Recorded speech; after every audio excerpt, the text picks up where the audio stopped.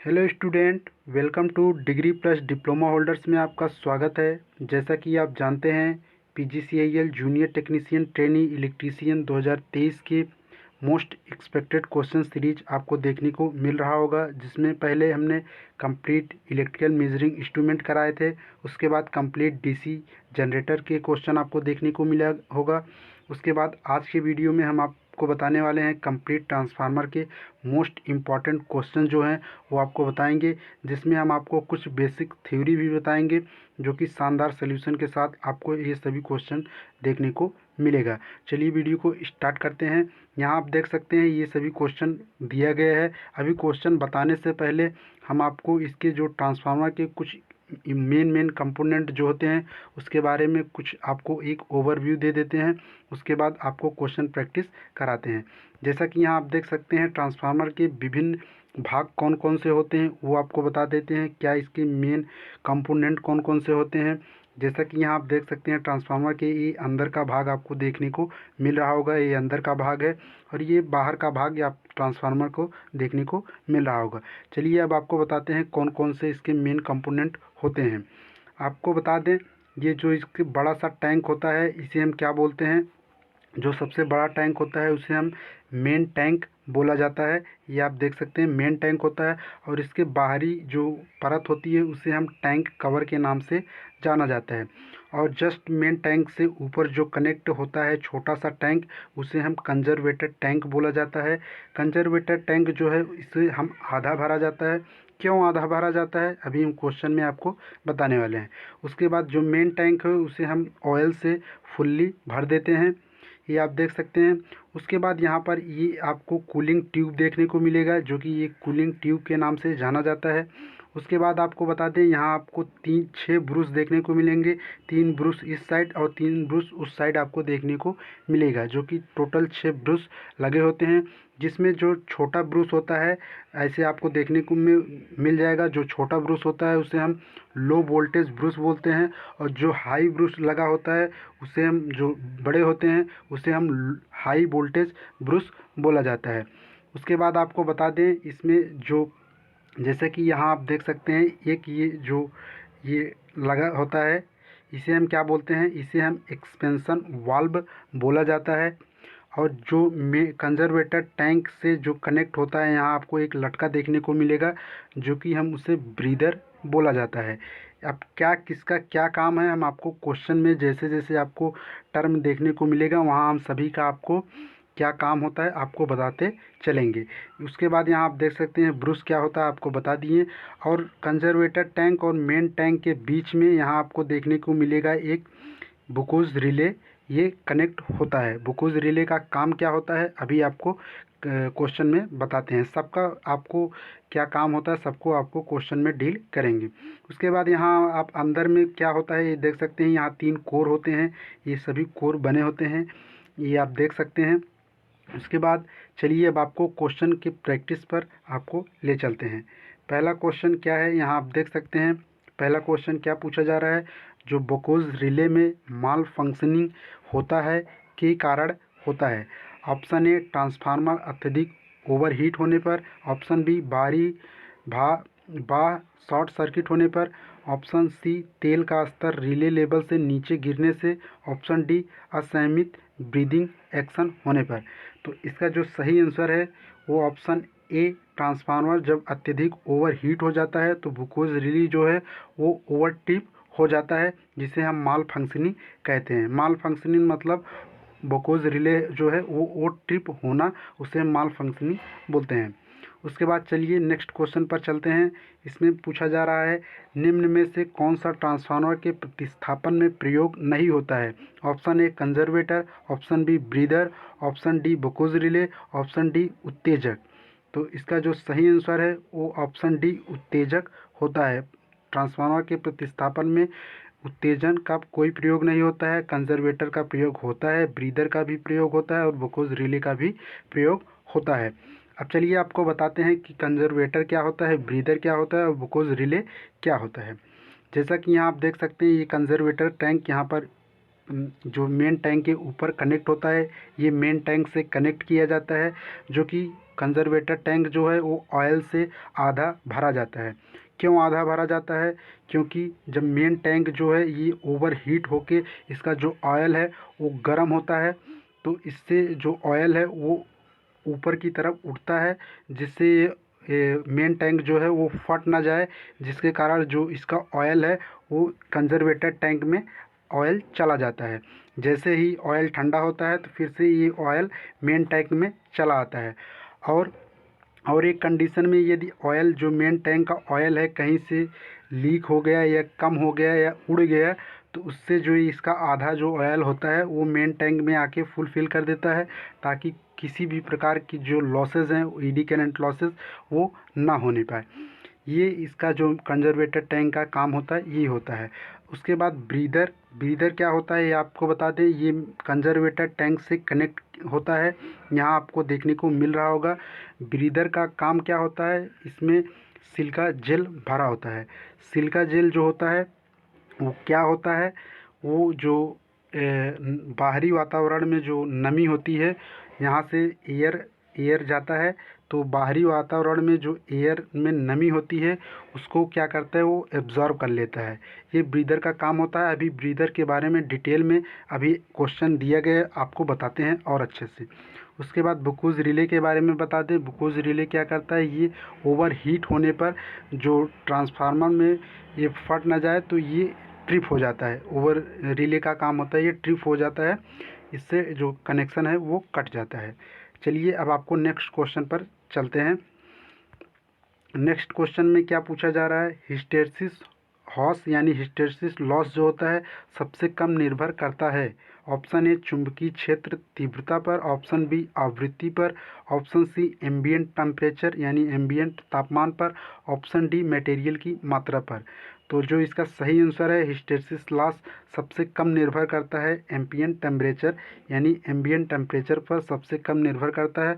बाकी चुंबकीय क्षेत्र की तीव्रता पर निर्भर अच्छे से करता है। आवृत्ति भी बढ़ने पर यानी फ्रिक्वेंसी बढ़ने पर भी हिस्टेरेसिस लॉस जो है वो बढ़ जाता है।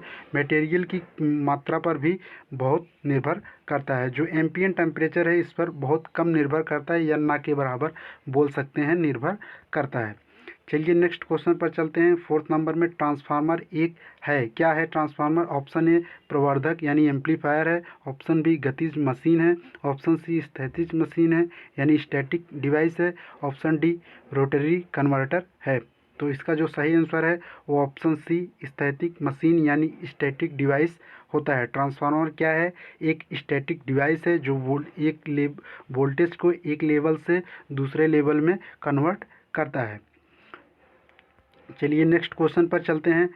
इसमें क्या पूछा जा रहा है, इनमें से कौन सा एक स्टेप अप ट्रांसफार्मर के बारे में सही बताता है? Option A NS greater than NP, option B परिवर्तित होता रहता है, option C NS equal to NP, option D NP greater than NS।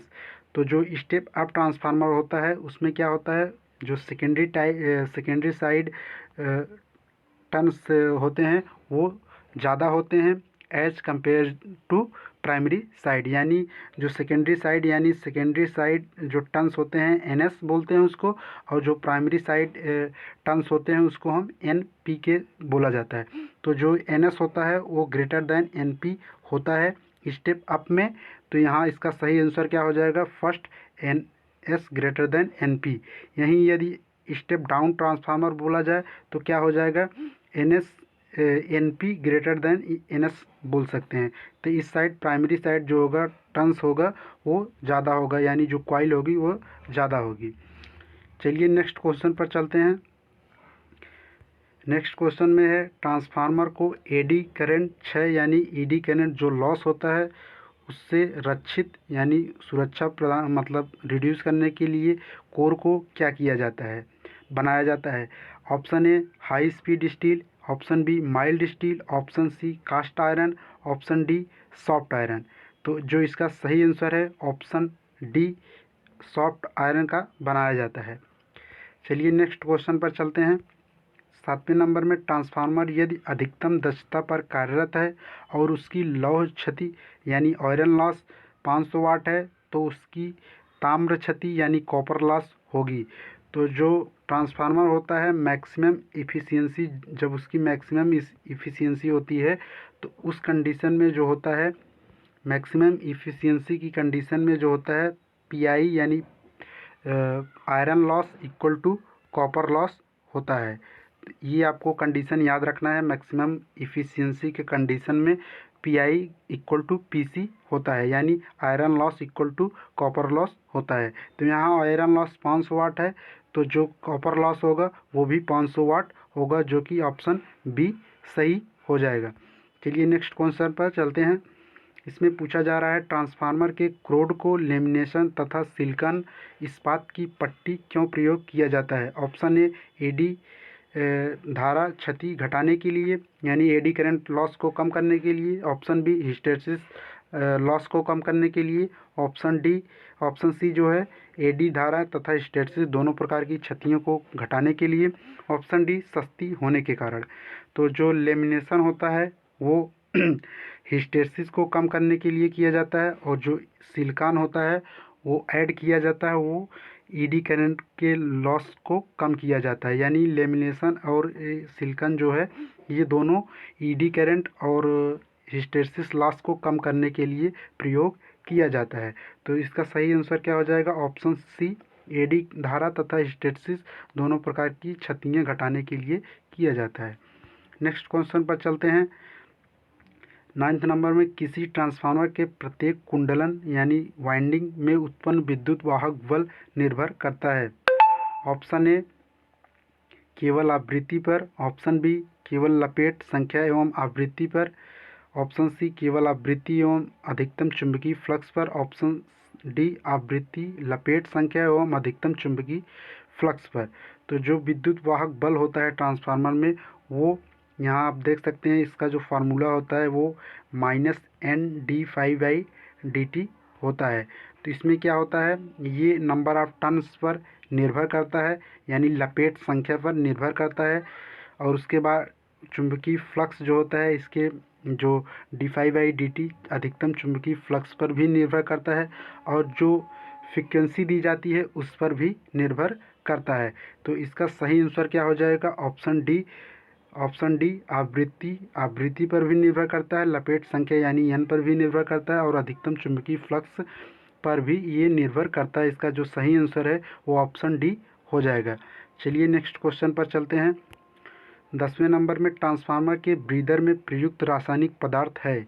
ये आ गया क्वेश्चन, जैसा कि हम आपको इमेज में दिखाए थे। ब्रीदर जो है कंजर्वेटर टैंक से कनेक्ट होता है, जिसमें सिलिका जेल भरा होता है। ये इसका सही आंसर हो जाएगा। सिलिका जेल कैसा होता है आपको नेक्स्ट क्वेश्चन पर बताते हैं।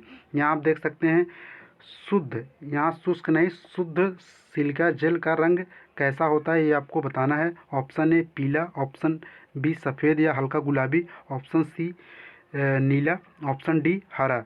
तो जो शुद्ध सिलिका जेल होता है, जैसे शुद्ध जब ब्रीदर कनेक्ट किया जाता है उसमें जो सिलिका जेल नया भरा जाता है, तो वो क्या होता है, वो नीले रंग का सिलिका जेल होता है। और जब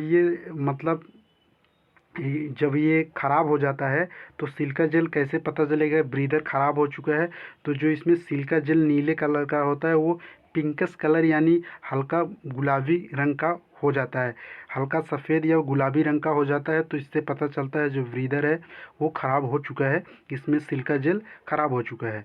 जो शुद्ध सिलिका जेल होता है उसका रंग क्या होता है, वो नीले रंग का होता है। चलिए नेक्स्ट क्वेश्चन पर चलते हैं। इसमें बकोज रिले का प्रयोग डैश जाता है। तो ऑप्शन ए वायु शीतलित ट्रांसफार्मर में यानी एयर ट्रांसफार्मर में। ऑप्शन बी तेल शीतलित ट्रांसफार्मर में यानी ऑयल टाइप ट्रांसफार्मर में। ऑप्शन सी वेल्डिंग ट्रांसफार्मर में। ऑप्शन डी पोटेंशियल ट्रांसफार्मर में। तो जो बकोज रिले होता है वो उसका प्रयोग only for oil core transformer में किया जाता है। जब ऑयल रहता है उसी में जो बकोज रिले होता है, मेन टैंक और कंजर्वेटर टैंक के बीच में ही बकोज रिले का प्रयोग किया जाता है। ये केवल ऑयल शीतलित ट्रांसफार्मर में ही इसका उपयोग किया जा सकता है। जो इसका सही आंसर है वो बी हो जाएगा। चलिए नेक्स्ट क्वेश्चन पर चलते हैं। इसमें मिलान करने के लिए आपको दे दिए है।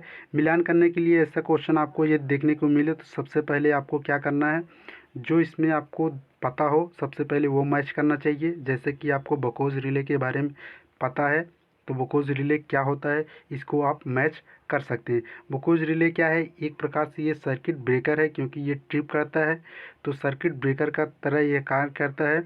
जो बकोज रिले है वो 4th नंबर से मैच कर जाएगा। ये युक्ति स्वचालित सर्किट ब्रेकर की भांति कार्य करता है जो इसका मैच कर जाएगा। उसके बाद आपको ऑयल गेज, ऑयल से क्या पता चल रहा है कि ये तेल के स्तर को नापने के लिए ऑयल गेज का इस्तेमाल किया जाता है। गेज मतलब मापन होता है, जो कि मापने वाला यंत्र होता है, उसे हम गेज कहते हैं। ऑयल गेज यानी ऑयल का मापन करता है। तो सी किससे मैच कर जाएगा, ये दूसरे नंबर से मैच कर जाएगा।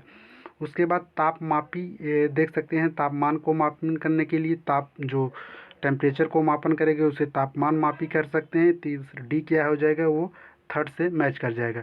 तो जो बी बच गया वो 1st से हो जाएगा। ऐसे आपको मैच कराना है। तो इससे आप करेंगे तो यहाँ आपको बी ऑप्शन देखने को मिलेगा जो इसके सही मिलान में रहेगा। चलिए नेक्स्ट क्वेश्चन पर चलते हैं। 14 नंबर में किसी ट्रांसफार्मर के प्रति वोल्ट फेरो यानी जो इसमें टर्न्स है वो इसमें देखो प्रति वोल्ट बोला रहा है। फेरो की संख्या यानी फेरो की संख्या एन होती है, प्रति वोल्ट यानी बटा वी। जहाँ प्रति लगता है उसे बटा बोलते हैं यानी भाग, और प्रति के बाद जो बोला जाता है उसे हम नीचे रखते हैं। प्रति वोल्ट यानी बटा वी होगा। फेरो की संख्या यानी एन बटा वी इक्वल टू क्या है, इसमें 6 दिया गया है। प्राथमिक वोल्टता 110 है, और यदि V2 यानी यहाँ 2 ऊपर नहीं रहेगा, यहाँ नीचे रहेगा V2 इक्वल टू 25 वोल्ट हो तो प्राथमिक तथा द्वितीयक वर्तनों की संख्या यानी N1 और N2 की वैल्यू फाइंड करना है। तो यहाँ से आप क्या कर सकते हैं, N1 यहाँ कर देंगे, V1 यहाँ कर देंगे, यानी N1 upon V1 equal to 6 हो जाएगा।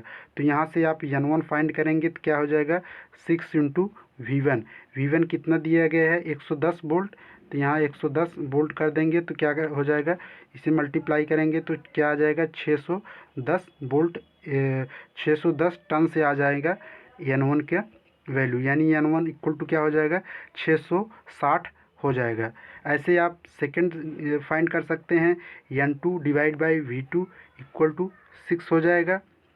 तो यहाँ से N2 फाइंड करेंगे तो क्या हो जाएगा, 6 इंटू V2 कितना दिया गया 25, तो इसको मल्टीप्लाई कर देंगे तो 150 आ जाएगा N2 की वैल्यू।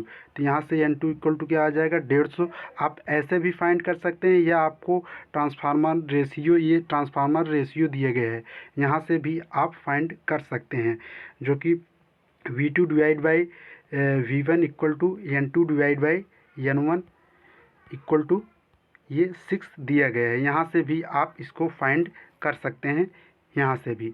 चलिए नेक्स्ट क्वेश्चन पर चलते हैं।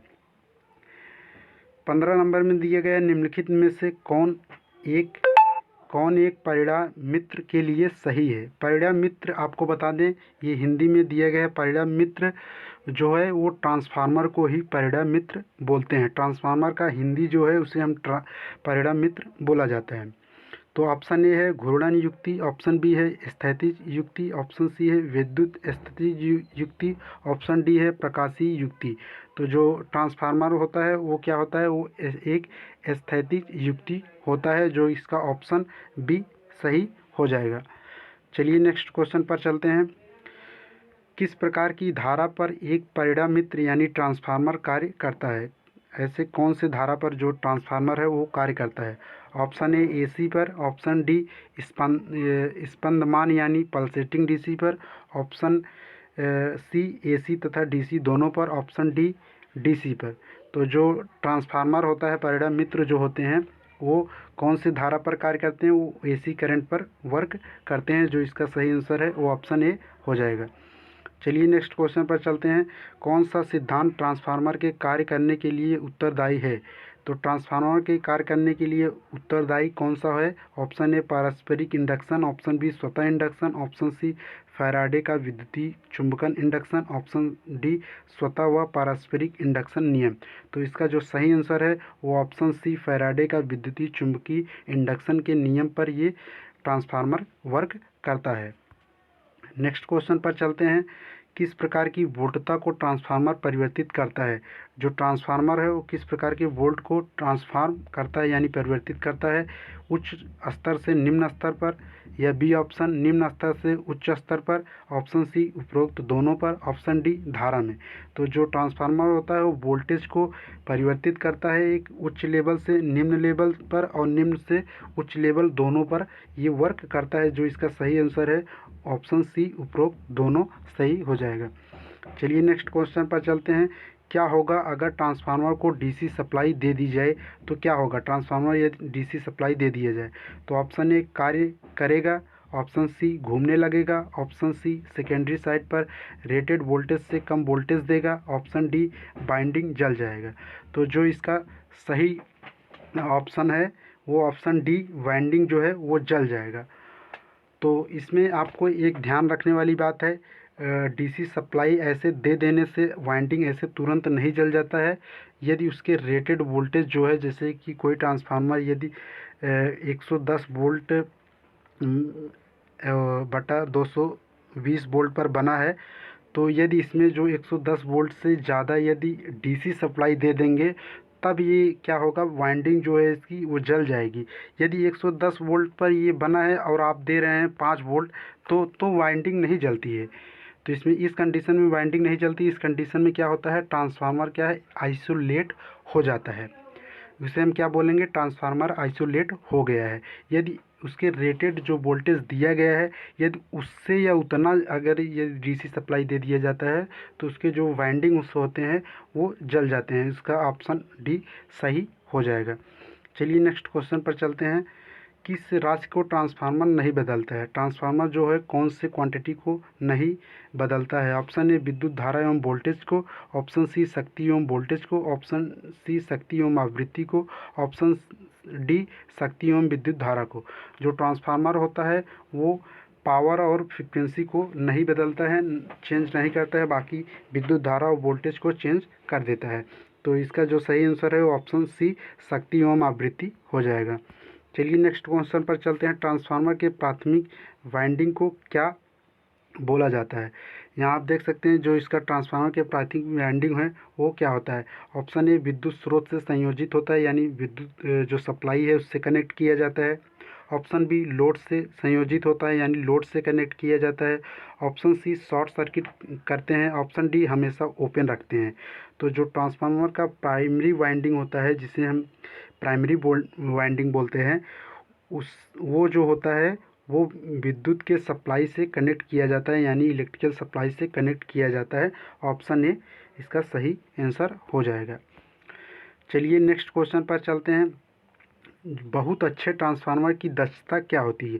यदि बहुत अच्छा ट्रांसफार्मर है तो उसकी जो दक्षता यानी इफ़िशियंसी जो होती है वो अप्रॉक्सीमेटली 95 से 99% होती है, बहुत अच्छे ट्रांसफार्मर की यदि बात किया जाए तो। चलिए नेक्स्ट क्वेश्चन पर चलते हैं। एक उच्चायक ट्रांसफार्मर क्या है? यानी उच्चायक मतलब स्टेप अप ट्रांसफार्मर क्या होता है? तो जो वोल्टेज के मान को बढ़ाता है, सही बात है, जो वोल्टेज के मान को बढ़ाएगा उसे हम स्टेप अप ट्रांसफार्मर बोलेंगे। ऑप्शन बी जिसमें विद्युत द्वितीय कुंडली में फेरों की संख्या प्राथमिक से अधिक होगी, यानी इसमें जो N2 होगा यानी सेकेंडरी साइड वो N1 से ज़्यादा होगा, तभी तो जो स्टेप अप होगा। तो ये भी सही है, सेकेंडरी साइड जो हो कुंडली के फेरों की संख्या होगी वो ज़्यादा होनी चाहिए तभी स्टेप अप होगा। तो ये भी सही है और ये भी सही है। उसके बाद सी ऑप्शन है जो करंट के मान को घटाता है।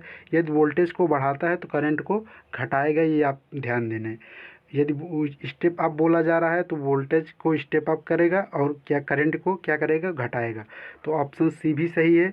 जो इसका सही आंसर हो जाएगा क्या हो जाएगा, ऑप्शन डी उपरोक्त सभी। इसका जो सही आंसर हो जाएगा वो ऑप्शन डी उपरोक्त सभी कंडीशन सही दिया गया है। उसके बाद चलते हैं नेक्स्ट क्वेश्चन पर। एक स्टेप डाउन ट्रांसफार्मर की द्वितीय कुंडलन, एक स्टेप डाउन ट्रांसफार्मर की द्वितीय कुंडलन होगी। ऑप्शन ए में प्राथमिक कुंडलन की अपेक्षा कम शक्ति होगी, ऑप्शन बी की वोल्टता प्राथमिक से ज़्यादा होगी, ऑप्शन सी में द्वितीय कुंडलन में प्राथमिक कुंडलन की अपेक्षा कम धारा होगी, ऑप्शन डी में प्राथमिक कुंडलन की अपेक्षा कम लपेट होगी। तो इसमें आपको बताना है एक स्टेप डाउन ट्रांसफार्मर है, तो उसका जो सेकेंडरी साइड जो होगी वो क्या होगी। जो सेकेंडरी साइड क्या होगी वो प्राथमिक कुंडलन के से वो कम होगी, उसका जो कुंडलन होगी लपेट होगी वो कम होगी। जो इसका सही आंसर हो जाएगा ऑप्शन डी, प्राथमिक कुंडलन की अपेक्षा से उसमें कम लपेट यानी फेरों की संख्या जो होगी वो कम होगी, तभी तो स्टेप डाउन होगा। यानी कि N2 जो होगा वो लेस देन N1 होगा, यानी N1 से छोटा होगा, तभी स्टेप डाउन ट्रांसफार्मर होगा। और इसमें सभी कंडीशन में जो दिए गए वो गलत दिए गए हैं। चलिए नेक्स्ट क्वेश्चन पर चलते हैं। 25 नंबर में वह पदार्थ जो ट्रांसफार्मर क्रोड के निर्माण के लिए सर्वाधिक उपयुक्त होता है। Option A aluminium, option B silicon इस्पात, ऑप्शन सी लकड़ी, ऑप्शन डी हार्ड आयरन। तो इसका सही आंसर जो है वो ऑप्शन बी सिलिकॉन इस्पात का बना होता है। चलिए नेक्स्ट क्वेश्चन पर चलते हैं। 26 नंबर में इनमें से कौन एक ट्रांसफार्मर का प्रकार है। Option A berry type, option B shell type, option C core type, option D उपरोक्त सभी। जो ट्रांसफार्मर होते हैं वो तीनों प्रकार के पाए जाते हैं। बेरी भी टाइप ट्रांसफार्मर होता है, सेल टाइप भी ट्रांसफार्मर होता है और कोर टाइप भी ट्रांसफार्मर होता है। जो इसका सही आंसर है वो ऑप्शन डी उपरोक्त सभी हो जाएगा। चलिए नेक्स्ट क्वेश्चन पर चलते हैं। वह ट्रांसफार्मर क्या कहलाता है जिसकी प्राइमरी को उच्च वोल्टता दी जाती है तथा सेकेंडरी से निम्न वोल्टता ली जाती है। तो सेकेंडरी से निम्न वोल्टता ली जाती है तो यानी स्टेप डाउन ट्रांसफार्मर होने वाला है। तो इसमें देख सकते हैं स्टेप अप ट्रांसफार्मर होता है, ये गलत है। स्टेप डाउन ट्रांसफार्मर कहलाता है, ये बिल्कुल सही है। धारा ट्रांसफार्मर है, ये गलत है। वेरिएफ ट्रांसफार्मर है, ये भी गलत है। तो जिसका सही आंसर हो जाएगा वो ऑप्शन बी सही आंसर हो जाएगा। नेक्स्ट क्वेश्चन पर चलते हैं। यदि इनपुट वोल्टेज यानी 120 वोल्ट है, जो प्राइमरी वोल्टेज यानी इनपुट वोल्टेज है, और उसके बाद आउटपुट वोल्टेज 240 वोल्ट है, ट्रांसफार्मर वाइंडिंग की कौन सी साइड प्राइमरी होगी। तो इसमें पहले ही बता दिए जो प्राइमरी साइड जो इनपुट वोल्टेज होता है वो प्राइमरी साइड का वोल्टेज होता है, और जो आउटपुट वोल्टेज होता है उसे हम सेकेंडरी साइड का वोल्टेज बोला जाता है। तो इसमें जो प्राइमरी साइड पूछा जा रहा है तो इसका सही आंसर क्या हो जाएगा, ऑप्शन बी 120 वोल्ट ये साइड हो जाएगा प्राइमरी का। चलिए नेक्स्ट क्वेश्चन पर। ट्रांसफार्मर का ट्रांसफॉर्मेशन अनुपात यानी ट्रांसफॉर्मेशन रेशियो कौन सा है। I2 डिवाइड बाई I1, और option B N2 divide by N1, option C V2 divide by V1, option D B and C दोनों। तो जो ट्रांसफार्मर रेशियो होता है अभी बताया, जैसे कि जो N2 डिवाइड बाई N1 और equal to V2 divide by V1 equal to transformer ratio होता है। जो इसका सही आंसर हो जाएगा ऑप्शन डी, इसका सही आंसर हो जाएगा। बी एंड सी दोनों सही है। चलिए एक क्वेश्चन हम आपको अब कमेंट में कमेंट करने के लिए दे देते हैं। यदि आपको पता है तो आप कमेंट में करें, यदि नहीं पता है तो हम आपको इसका नेक्स्ट वीडियो में आपको इसका आंसर बता देंगे। आप कमेंट करके बता सकते हैं यदि आपको पता हो। तो इसमें आपको बताना है किस कारणवश प्रायः सेल टाइप ट्रांसफार्मर प्रयुक्त होता है। ऑप्शन ए यह दिखने में सुंदर होता है, ऑप्शन बी इसके दो चुंबकीय पथ होते हैं, ऑप्शन सी इसका चुंबकीय फ्लक्स क्षरण कम होता है, ऑप्शन डी बी और सी दोनों होता है। आपको कमेंट में बताना है इसका सही आंसर क्या होगा। चलिए thank you for this watching this video and subscribe channel. आपको ऐसे ही कंटेंट आपको देखने को मिलेगा। कंप्लीट आपको PGCEL जूनियर टेक्नीशियन के कंप्लीट क्लासेज आपको देखने को मिल जाएगा। और यदि आप थ्योरी क्लास देखना चाहते हैं तो भी आप कमेंट कर सकते हैं। और आपके लिए एक इम्पॉर्टेंट जो है, आप टेलीग्राम चैनल से जुड़ जाएं, वहाँ हमने जो इसका थ्योरी PDF है वो भी दे दिया है। यदि आप थ्योरी PDF जो है वो पढ़ना चाहते हैं तो उसके लिए आपको 5 रुपये पे करना पड़ेगा। वहाँ से आप थ्योरी PDF बहुत अच्छे से पढ़ सकते हैं। जो हम बोल रहे हैं वो थ्योरी में आपको सब कुछ प्रिंटेबल PDF आपको देखने को मिल जाएगा। चलिए टेलीग्राम से ज़रूर जुड़ें। चलिए तब तक के लिए थैंक यू, धन्यवाद।